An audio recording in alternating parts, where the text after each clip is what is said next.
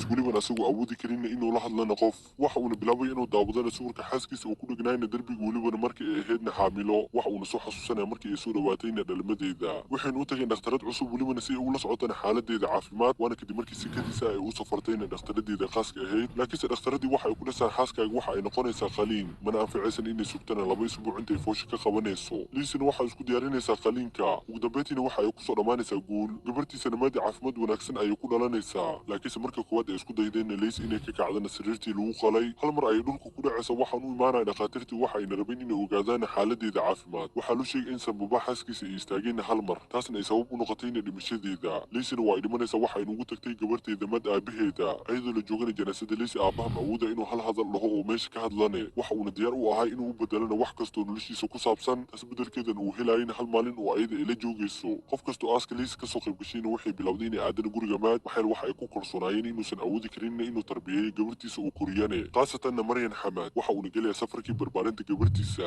waxa uuna isku dayayaa inuu ka taxadarane gabartiisana waxa ay bilaabaysaa saqdha habeenimo inay oysan asagana ma yaqaana sababtay u ooynayso waa uu soo qaadaya waxa uuna bilaabay inuu u diyaariyana caanaheeda hooyadiisa iyo maryan xamaadna waa ay soo jeedeen waa ayna la dhafreen gabartiisa maadina waxa uu u dhiibayaa hooyadiisa si ay caano u siiso maryan xamaadna waxa ay ku dhashaa waa inaa si dhaqso leh ugu laabataan magaaladii aad ka shaqaynaysa si aa u heshidna lacag gabartaada maadina aniga iga tag si aan ugu taxadiro anaa kuu korinaayane maxayl adiga ma awoodi kartid inaa korisid asagana waxa uu ku dhahaya waa suurtagal inay igu adkaato laakiinse waan korinaya waana ka taxadaraya maxayl aniga waxaan ahay aabaheeda gabartiisa ayuuna marka la qaadanaya waxa uuna aadaya qolkiisa si uu u jifto maalinka xigayna mad waxa uu la fadhiisanaya maaka xamaad waxa uuna ku dhahaya aniga waa ku kalsoona inaa ku guulaysanaysid iyo inaa u samayn doontidna wax kasta gabartaada maadi si ay u guulaysatana ee u kortane waxa uuna u cadaynaya inay leysi ay aad u jecleed maadna dhiirigelinta ay ugu mahadcelinaya waxaana kasoo wareeganaysa muddo dheer maadna waxa uu aadaya shaqadiisa si uu u helana fursad uu ugu shaqayn karana gurigiisa asagoo joogo maxayl waxa uu mas-uul ku noqon doonaa gabartiisa keligiisa inuu tarbiyeeyo xataa maamuliisa waa uu ka shakanaya inuu awoodi karana inuu koriyana gabartiisa maxayl asaga waa aabe mana ahana hooyo uusan awoodi karin inuu qaadana mas-uuliyadda gabartiisa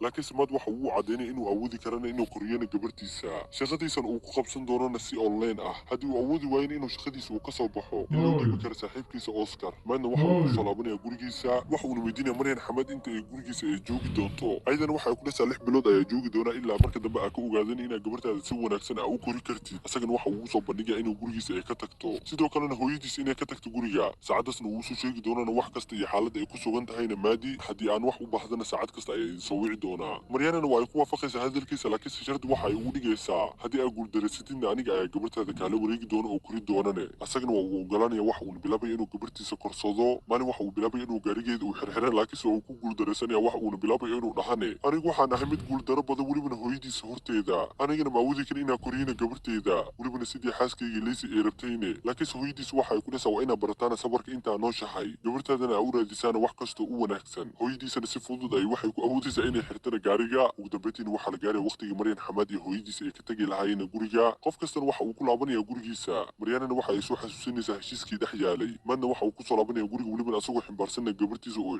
ciyaarsiinayane waxa uuna baranaya sida uu ku ximbaari lahayna maadi kursiga carruurtan waxa uu saaranaya gaarigiisa waxa uuna isku dayayaa inuu noolaadana noloshiisa caadiga ah laakiinse waa ay ku adkaanaysaa xataa waxa uu bilaabay inuu qaatana gabartiisa marka uu aadayana shaqada xataa waxa uu hore u wadanaya marka uu aadayana qabriga leysi maadina markasta waxa ay bilaabaysaa inay ooysane maadna waa uu la dhafrayaa hooyadiisa ayuuna wacaya waxa uuna rabay inuu ogaadana sababta ay u ooynaysane asaga iyo asxaabtiisana waxa ay bilaabayaan inay u heesaan laakiinse ayada ma joojinaysana qaylada markasto waxa uuna go'aansanay inuu aadana xarunta waalidiinta tababarto taas waalidiinta ku caawisana sidii carruurtooda ay ugu taxadari lahaayeen dhammaan meesha wax joogana waxay ahaayeenna hooyooyin maadna waxa uu ka dalbanaya inay caawiyaan waxa uuna ku dhahay gabarteeda markasta waa ay ooysaa anigana ma awoodi karin inaa ogaado sababta mana aamusi karine hooyooyinka ka mid ahayd ayaa waxa ay ku dhahaysaa waxaa laga yaabaa inay qabtana calool xanuun taas ayaana sababi karta inay ooyso asagana waxa uu qaadanaya dembigu waxa uuna ku dhahay aniga waxaa laga yaabaa inaa gacmaha dhaqanin aana u sabab ahayn inay caloosha xanuunto laakiinse hooyadu waxa ay ku dhashaa waxaa suurtagala inay calool xanuunka u keentayna inay caanaha la qabsan weysay wadooyinkii aa ku yareeyena khaylada cunugteeda waa inaa khaylo badan ku sameeyena gabarteeda dhinacyadeeda saacadaasna waa ay joojisayna khayladii ay khaylinaysay asagana waxa uu go'aansanay inuu maadi u shidana buuq aad u badan waxa uuna keenaya makiinad waxa uuna ka dhigaya inay shaqaysana habeenka oo dhan ugu dambeyntiina waxa uu arkaya inay aamustayna waxa uuna dareemayaa guul ugu dambeyntiina waxa uu awooday inuu jifto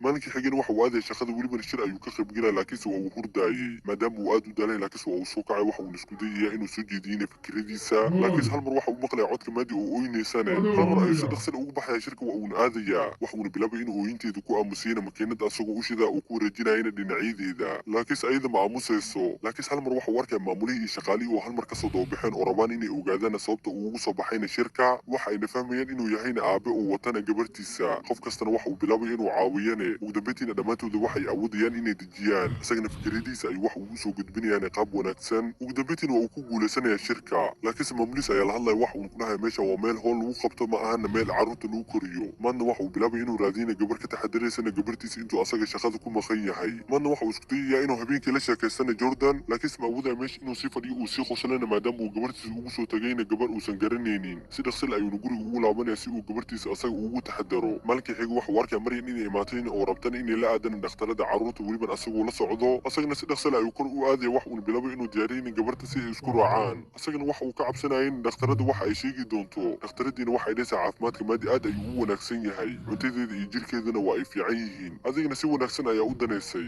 xaaskaaga hadii joog lahaydna saacada aad ayuu u farxi lahayd midaas intaas kadibna maad waxa uu tagayaa guriga xaaskiisa waxa uuna bilaabay inuu ka fakerana xasuusiyay uu la qaadan jirayna Lazy Maryam Xamed ay wax uu ku codsanay inay gabartiisa wax yar ee la sii joogtana intuu asaga ka maqan yahay uu aadayna asxaabtiisa waa uu ka tagayaa wax uuna aadaya guriga hooyadiisa si uu wax yar madaxa u dejisto ugu dambeyntiina maadi xaflad ayaa loo sameynayaa maadna waxa uu fadhiyay qolkiisa weliba asagoo gacanta ku hayna sawirka xaaskiisa waqtigii iyo sanadahana waa ay soconayaan maadina waa ay weyneynaysaa welibana ayadoo joogtana guriga aabaheeda asagana waa uu ku guulaystayna tarbiyanteeda iyo korinteeda markaasna waxa uu go'aansanay inuu geeyin iskuul waxa uuna bilaabay inuu timaheeda u hagaajiyo laakiinse muusan u hagaajinna gabar weligiisa ugu dambeyntiina dugsiga ayuu u diyaarinayaa intaas kadibna waqtigii ugu wanaagsanaa uu la qaadan kara ayuu la qaadanayaa kadibna waxay aadayaan xafladda dhalashada maada saxaabtiisana waxa ay bilaabayaan inay u balimiyaan gabar si ay isku bartaan waxay bilaabayaan inay wada sheekaystaan waqti badan ayay isla fadhinayaan ugu dambeyntiina xafladda ayaa dhammaanayso maalinkii xigayna maadi waxay aadaysaa iskuulka waxa ayna la dagaalaysaa mid kamid ah asxaabteeda aabaheedna iskuulka ayaa looga yeerayaa maamuladan waxa ay bilaabaysaa inay maadi ka sheegataan ayadoo dhahaysana waa ay dagaal badan tahay mana rabtan inay gashatana dharka iskuulka waxayna rabtaa inay gashatana surwaalka sidii wiilasha oo kale maxaa yeele aabaheed ayay ka dhaxashay midaas maadaama uu nin yahay oo aysan jirina hooyo ka taxadaraysana libiskeeda maadna waxa uu soo baxayaa maalinka dhammaadkiisa welibana si uu ula kulmana xalwo oo joogtayna maqaayada waqti badan ayuu nala qaadanayaa labadoodan caad ayay iskaga heleen waxa uuna ku dhahay aniga nolosheeda oo dhan waxaa leh gabartayda ayada ayaana ka fikiraa oo koriyaane markii sheekada ay dhammaystaana waxa uu dib ugu soo laabanaya gurigiisa waxa uuna ka raaligelinaya gabartiisa inta uu ka soo daahay maalinka xigayna gabartiisa waa uu kaxaynaya si ugu soo baashaasho bixitaanka dhammaadkiisana waxa uu baraya xalwo waxa uuna ku dhahay tan waa saaxiibadeyda taas oo aan ku maqnaan habeen hore waqti fiican ayayna la qaadanaysaa xalwan waxa isku dayaysaa in uu dhawaatana maadi si ay u jeclaatane waxaan ku dhasay aniga waxa kugu yeerayaa sawaan maalinkii xigay ayaa la gaaraya maadina waxay aadaysaa iskuulka maalinkii xigayna maadi waa uu soo cararaya taleefankiisana ma ka taxadaraya waxa uuna aadaya sawaan si uu ula sheekaysto maamulka iskuulka ayaana waxa ay sawacayaan 16 mar